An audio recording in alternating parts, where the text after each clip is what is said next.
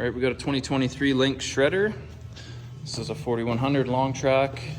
So this is for the rear bumper install for our full length bumper. So best drop the skid, get it down. If you can lift it up somehow, get it, the higher the easier, because you're gonna wanna drill or cut out all of these rivets on this brace because it needs to come out of the way for the new bumper. So easiest is to grind off the back heads of the rivets, and then you can tap them out from the back side. You can drill them, but they're quite hard rivets, so it's much shorter and faster to do it this way. Okay, we got one side all riveted on and bolted on. So once you get those off, you can slide the new brace in. It's easier with two people. Slide it up and in, and you have to kind of twist this front part out a little bit to get in here, and then you can get it in its location. And then it'll fit flush along the bottom of the tunnel and flush along the top. It's easiest to start from back to front, get everything lined up. All right, the first rivet we put in to get this lined up is this back one.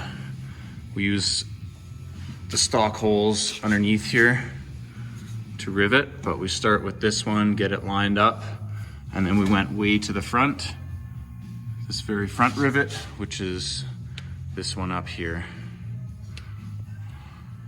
And then once you get those two aligning rivets up, you can pop in your top row. Those ones all go in easy, and then the bottom you might need wood clamps. We've used some wood clamps to hold it tight, so when you push the rivet through, it doesn't separate. And you can use your stock holes all along the bottom. And then we give you some bolts where those two huck rivets were that go through your backer plate. And then another bolt for the rear location to hold on the back of the handle. The snow flap will need to be trimmed a little bit to follow the taper of the tunnel, just so it doesn't interfere with the back handle. All right, here it is all installed.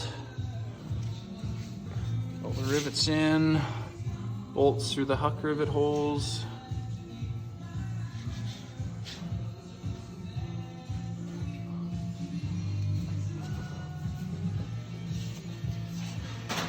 Pretty straightforward install. Just gotta drop the skid. Just got your two bolts. Lift it up so you can get in there and grind all the back of the rivets off, and just take your time.